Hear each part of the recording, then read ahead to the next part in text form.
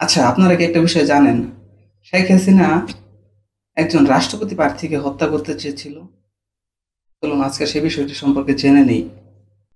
শেখ হাসিনার নির্দেশে জেনারেল মঞ্জুর জিয়াউর রহমানকে হত্যা করার পর সেনাপ্রধান এরশাদ খুব দ্রুততার সাথে সেই জেনারেল মঞ্জুরকে হত্যা করেন।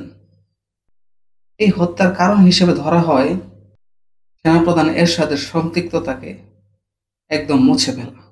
সেনাপ্রধান এরশাদের জড়িত থাকার সকল প্রমাণ নিশ্চিহ্ন করে দেওয়া। সেনাপ্রধান এরশাদের পৃষ্ঠপোষকতায় বিচারপতি আব্দুস সাত্তার অস্থায়ী রাষ্ট্রপতির আসনে বসেন এবং তিনি নির্বাচন ঘোষণা করেন। এই নির্বাচনে তিনি নিজেও প্রার্থী হন। শেখ হাসিনার প্রার্থী ছিল ডক্টর কামাল হোসেন। হ্যাঁ, সেই ডক্টর কামাল 2019-এর নির্বাচনে বিএনপিকে নির্বাচনে আসতে প্রলুব্ধ করেছিলেন।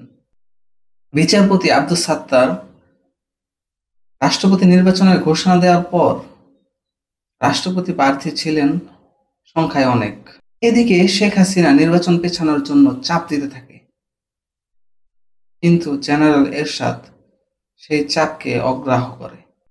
ঠিক তখনই শুরু হয় শেখ হাসিনার খুনের রাজনীতি। তিনি তার কর্মীদেরকে একজন রাষ্ট্রপতি প্রার্থীকে খুন করার নির্দেশ দেন, কিন্তু এরশাদ তার গোয়েন্দা সংস্থার মাধ্যমে রাষ্ট্রপতির সংখ্যা কমিয়ে আনতে সমর্থ হন। নিয়ম অনুযায়ী রাষ্ট্রপতি প্রার্থী খুন হলে 3 মাস নির্বাচন পেছাবে, কিন্তু শেখ হাসিনা সেই হত্যাকাণ্ড চালাতে ব্যর্থ হন। বিচারপতি আব্দুস সাত্তার সেই নির্বাচনে জয়লাভ করেন। জনগণের নির্বাচিত রাষ্ট্রপতি হওয়া সত্ত্বেও তিনি জেনারেল এরশাদের কথায় রাষ্ট্র পরিচালনা করতেন।